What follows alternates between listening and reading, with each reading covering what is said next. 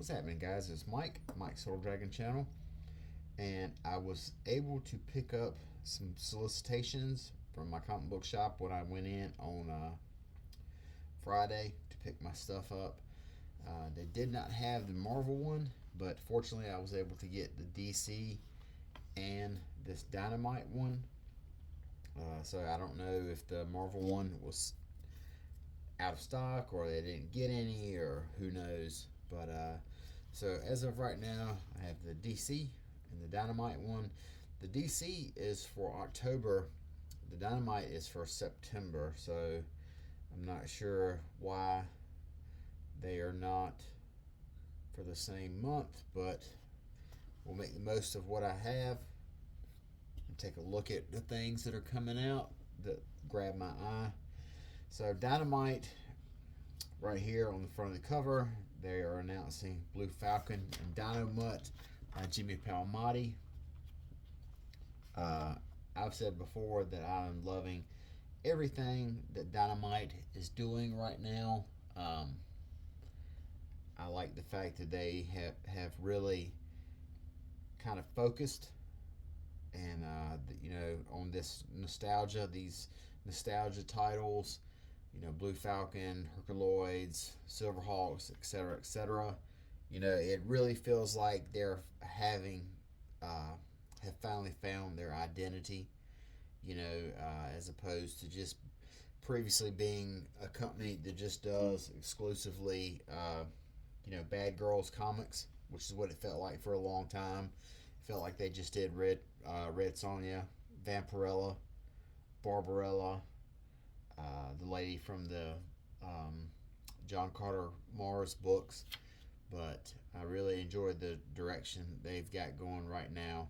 So I will be picking up this Blue Falcon book. This is a character that I'm not gonna sit here and say that I'm a huge Blue Falcon. I remember him in passing from the old Laugh Olympics cartoon when I was a kid, but I think a lot of people might know Blue Falcon more from the Adult Swim cartoon Harvey Falcon, where he was a lawyer. Um, that type of parody cartoon. But I like Jimmy Palmiotti as a writer, and I like the concept of a superhero and a dog sidekick. So I'll be reading this. It's a no-brainer. And then we've got a couple of what the covers look like here. Little interview with Jimmy.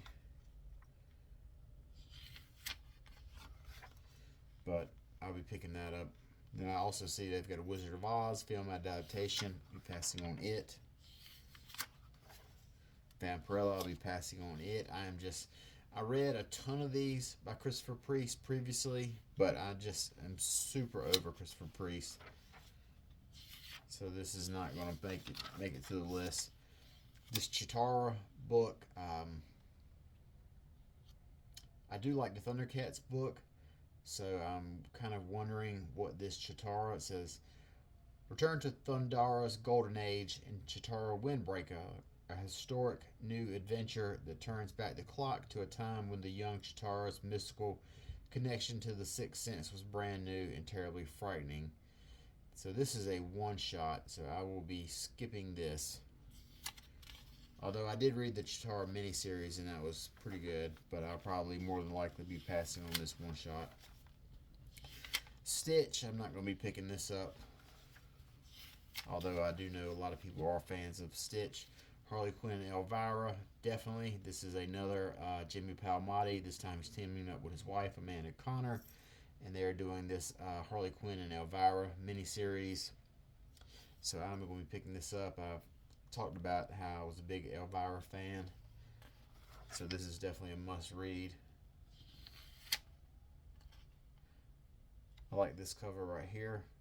This Joseph Michael Lesnar cover. Pass on this Vampirella. Pass on this Sonya Reborn. Captain Planet by David Pepose. I'm reading this, so this is a no-brainer.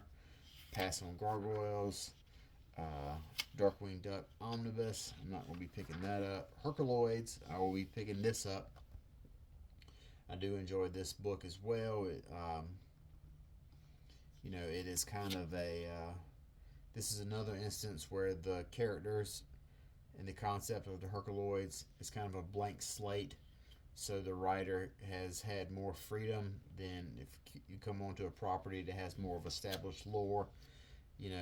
Tom Signoski, I think that's how it's pronounced, has came onto this, and he's able to kind of make changes and additions to the lore of the Herculoids that he might not have been able to do onto other properties, and it's worked out really good. Silverhawks, I'll be picking this up. I've been reading this. This is an Ed Brisson book, and it's kind of similar to the Herculoids, in which the lore and the history of it is not terribly deep. Silverhawks was a property of the 80s, and it's not one that took off like Thundercats or Transformers did. It was very under the radar. The toy shelves in 1986 were slam packed, so a lot of gems flew under the radar, didn't get picked up on. Silverhawks is one of those. So it is kind of the perfect time to see it come back. And like I said before, it is not terribly thick and incomprehensible mythology. And Ed Brisson has done a really good job in putting his stamp on this book and expanding the mythology and lore. Space Ghost by David Pepose. This is volume 2. I enjoyed the first volume of it. Very fun. And just like the other books, although this is a very long established character, it's not a whole lot of work out there featuring him. So David Pepose has kind of had a little bit of free reign with this. So it's good to see, and he's treated Space Ghost and the brother and sister Jace and Jan and the Monkey Blip. He's really had free reign with those, so I've enjoyed a lot of it. I enjoyed volume 1, which just wrapped up this week with Space Ghost Annual 1. So volume 2 will be picked up as well. Thundercats. This is a Declan Shelby book. I've been reading this as well, and I'm going to keep reading it. Thundercats Lost. This is a sister title. This is by Ed Brisson, and basically the concept of this is they are another group of Thondarians who have landed on the planet, and they are separate from our main cast of Thundercats. So it's a bunch of original characters here, or characters who had very, very little screen time and get more play in this book. So it's been kind of fun. I wonder how long it's going to run. It feels really weird to have 2 Thundercats books. I would probably guess that this would be the one that ends first. But 7 issues in, I don't know if it's a miniseries or ongoing, but 2 Thundercats books and the Chitauri one shot just seems kind of like a lot. And then you've got this Thundercats Powerpuff Girls crossover, which I'll be passing on. But there's a lot of Thundercats out there right now. Vampirella, I'll be passing on it. I don't know what this Karma is. I won't be picking it up. And then you've got some Dynamic Forces books here in the back. And what Dynamic Forces is basically they sell autographed materials. So, like for instance right here, you have a Crypto #1 blank variant with a sketch by Ken Kessner. It's kind of the same thing here with Metamorpho. Or if you wanted a book that was autographed, they've got Imperial War, Planet She-Hulk, autographed by Stephanie Phillips. So that's kind of the deal with Dynamic Forces. Now on to the DC section of our previews, and they are leading right here with DC KO, which is the big event for DC. And basically what this is a Mortal Kombat style fight. The characters will be fighting each other in like some sort of arena, you know. The heart, let's see what it says right here. The heart of Apocalypse has transformed Earth into a hellscape. In preparation for the return of Darkseid, the end of the DC universe is here. The Justice League's only chance to defeat Darkseid is to enter a deadly tournament, an epic and over-the-top battle royale. So basically that's what the gist of it is right here. And Scott Snyder's writing this. I'll probably pick up issue 1 just because I want to get this AEW variant right here. Lobo versus Hangman Adam Page. That'll probably be the only interest I have in picking it. I mean, I'll probably read the whole thing. It's a big event by Scott Snyder. It seems like it's super fun. But I'll definitely be picking up issue 1 for this AEW variant. And then we've got some tie-ins to DCKO. I'm not picking up either one of those. Not picking up I was reading Superman because the Legion just showed up, but it looks like they're gone by this point, so I won't be picking that up. Mark Waid back on the Flash. That's tempting, so I'll definitely pick that up. Mark Waid in the Flash. You know, I was a big fan of when he came onto that book in the 90s. Absolute Evil #1. So this is going to be like a one-shot where the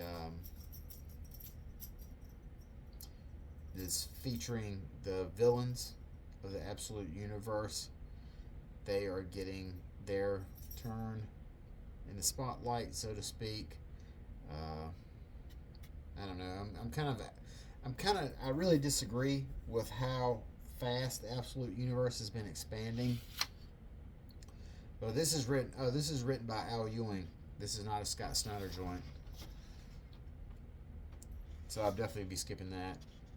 Absolute Batman Annual. This is by Daniel Warren Johnson. I'll be skipping that. Absolute Batman #13. This book for me is kind of on the fence right now. I'm thinking about putting it on the chopping block because the last issue where they turned Killer Croc into a full-on crocodile, I just found just absurd. So I kind of just like this has kind of gotten too over the top for me. So I might be tapping out on Absolute Batman. However, Absolute Wonder Woman and Superman I'll still be hanging on to. Flash, I dropped out on that after issue 2. Absolute Green Lantern, I have issues 1 through 4 that I'm going to binge after I get done with this to see maybe if I sit down and binge them, they'll grab me. But I've tried them in the past and they didn't do anything for me. Batman #2, this is the Matt Fraction and Jorge Jimenez. I'll definitely be picking this up. Red Hood, I don't have any intention to pick this up. Nightwing pass. Detective Comics, probably pass on that. Catwoman pass. Harley pass. Poison Ivy, I tend to drop in and out on this. I'll pick it up and then let 3 or 4 issues go by, and then I'll pick those back up and sit back and binge it. But it is I do have to say this for Poison Ivy, it is the most consistent book that DC has. The writer and artist have been together for so long. It's like unprecedented how long they've been together for a DC book right now. So they are definitely in lockstep together. Birds of Prey pass. Batgirl pass. Batman and Robin pass. Batman and Robin Year 1 issue 12. This is finally wrapping up. I think this probably ran, I've said this before, a couple issues too long. It's not that I don't like Mark Waid and Chris Samney. It just felt like it kind of drug in some spots. World's Finest passed. Dark Patterns, this ends with 12. I did find that out. So once 12 hits, I'm going to binge that. Red and Blue Special pass. Action Comics, I'm reading that. Supergirl, I'm reading that. Crypto pass. Superman Unlimited I'm reading. Books of Kal-El by Philip Kennedy Johnson. I'll probably pass on that. Wonder Woman and Trinity by Tom King. I'll be reading those. Cheetah and Cheshire. Rob the Justice League. Pass. Justice League Red. Pass. Mr. Terrific Year 1. Pass. New Gods. Aquaman. JSA. Green Arrow. Pass on all of those. Green Lantern. Pass. Joker Harley, Malicious Intent. I hadn't even heard of this. But I'm not a Joker and Harley person, so I'll be skipping that. Superman, the Kryptonite Spectrum. W. Maxwell Prince and Martine Morazio take Superman to weirder heights. I'm not sure what this is, but it doesn't grab my eye. This is a great ad for Wonder Woman right here. You would think, when you hear Mouse Man is coming on, it sounds really corny, but it has been really weird, and I've really dug it. I've dug everything Tom King and Daniel Sampere have done with this book.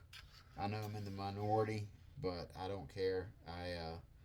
I'll die on that hill that it's been a really, really quality run. Immortal Legend Batman passing. Green Lantern Dark #7. I am reading this along with Gotham by Gaslight. Once Green Lantern Dark finishes, I'll sit back and binge it. Gotham by Gaslight, I just finished the previous the previous Batman Gotham by Gaslight that Andy Diggle did, and I like that universe that he's established, so I'll be picking this up as well. Gotham Academy pass. This is that new Tom Taylor book, Children of the Round Table. I'll be passing on it. No Teen Titans Go. And here we are on the facsimiles. I'll be skipping those. Although the Supergirl book would be worth picking up in facsimile edition.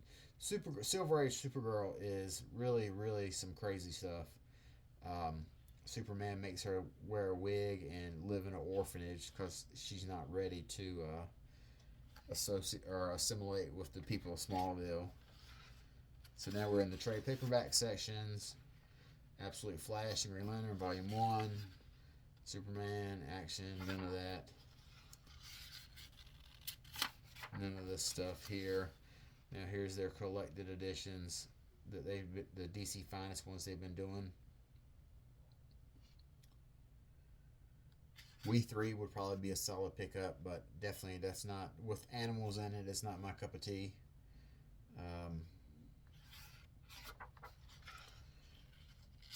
Batman, Santa Claus, Silent Night Returns. I highly recommend Hitman to anyone that's never read it before. I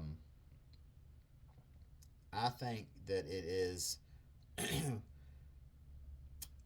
I think it is really good, and it's criminally slept on. A lot of people tend to overlook it for Preacher. Preacher's probably is definitely the more well-known of the two, but it's just as a quality book as Preacher is, and it's set in the DC proper universe as opposed to Preacher, which is a Vertigo and on the outskirts. So nothing here. Wonder Woman Spirit of Truth. This is one of those double-sized books that Paul Dini and Alex Ross was doing. They did a whole bunch of them. One with Superman, one with Batman, one with Wonder Woman, one with Shazam. They're all great. I really recommend them. Paul Dini is a solid writer. He captures the feel of the characters really well, as you can tell from the DC Batman animated series and Justice League and all that he worked on. So I don't have the Marvel ones, but like I said, plenty of cool stuff from Dynamite and DC coming out. So these look to be on, the DC books look to be on the shelf coming in October, and the Dynamite books look to be on the shelf in September. So that is all that is coming down the pipe for these two. So till next time, you guys take care. I will talk to you later, and bye-bye.